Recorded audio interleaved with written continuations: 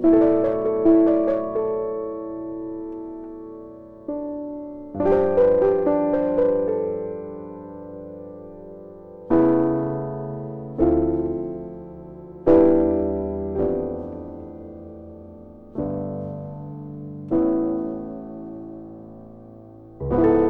what you put in there.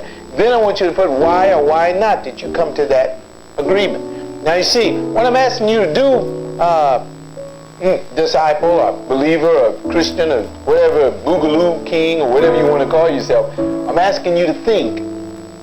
And check this out, because if you're not saved, you cannot answer the question. Now, you got that one right. If you're not saved, you can't answer it. So if you're not saved and you're looking at this as an evangelistic tool, you're in a dump truck. Can't help you. You need Jesus Christ as Lord and Savior. And see, and that's the problem with some of us. Some of us are in the church and don't know the Master. Now, let's look at question number 3. Are you a disciple of Jesus? Now, you got to put in yes or no. Now, you can arrogantly put in yes, having not paid attention to anything that I've said. You can most definitely, assuredly, arrogantly put in, yeah, I know I'm saved and I'm well, you can, listen, you can go through all that hocus pocus rigmarole all you want to. But the other part of answering this question is, who is a disciple of Jesus today? As you may say, I am, you is, they are. I don't know. If you don't know, you're lost. And then, is discipleship optional? Now, you may say, no, it's not optional. I'm supposed to, well, why do you practice sin? Why are you living a life of sin right now? Why is sin all in your life? Why is it that you're still asking God to forgive you of sin that supposedly He forgave you of when you first got saved? You want to answer that one? And why is it that we're still doing these same old sins that we've been doing for years, 10, 20, 30 years? Same old sins. The church is forgetting. You know, you white, you can't stand blacks. You black and you still fornicating. You dude and you still looking at pornography. Can't get over it. You a chick and you still going through masturbation practices. Won't stop. I'm just being real with it. I'm being real with it because a lot of you Christians viewing this, call yourself a disciple, you're still sinning on a massive scale. Going, oh, forgive me, God, forgive me. I didn't mean to do it. Shut up. I want you to, is it optional? Number 3, is it optional? Is your life optional? Now, that's a problem that we're dealing with here. And I don't think that we're going to get anywhere unless we deal with this problem right up front. Is it optional? If it's not optional, why are we continuously doing what we're doing? And you're saying, see, John, that's why them folk don't like you. So why them folk get rid of you in churches? Because you talk like that. Hey, I got some news for you, buddy. You wait till Jesus comes back. You think I'm bad.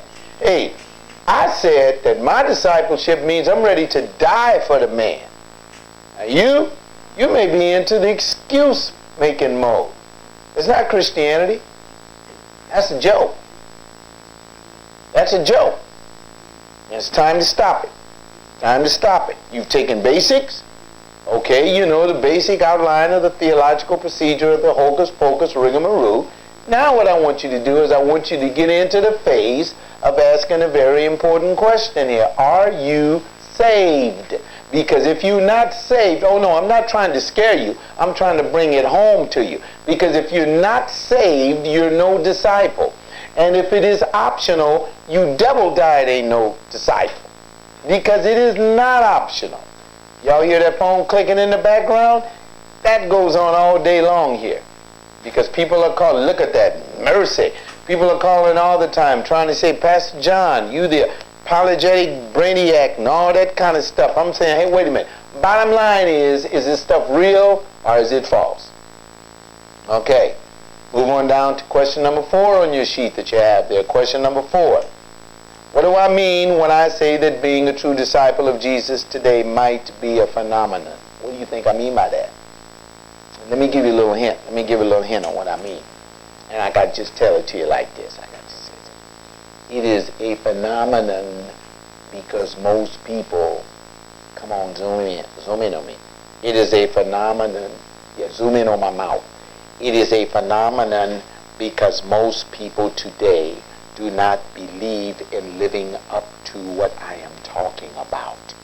Most people today don't think about discipleship in this way.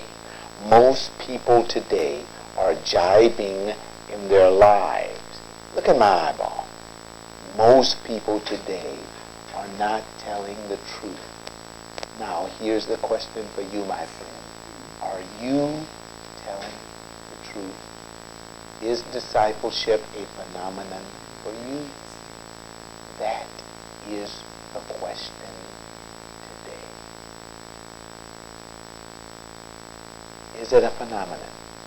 Because, my friend, if it is a phenomenon, and I think in most churches and in most environments it is, because you don't find too many people living up to this.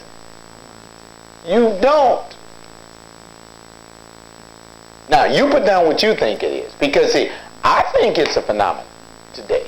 You may say, oh, John, man, you playing games. Am I? I don't mean to be playing games with you.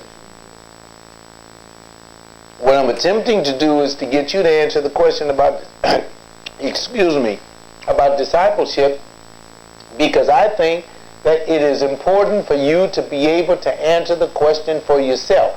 Because if you cannot answer the question for yourself, what makes you think God is going to let you in his heaven if you can't?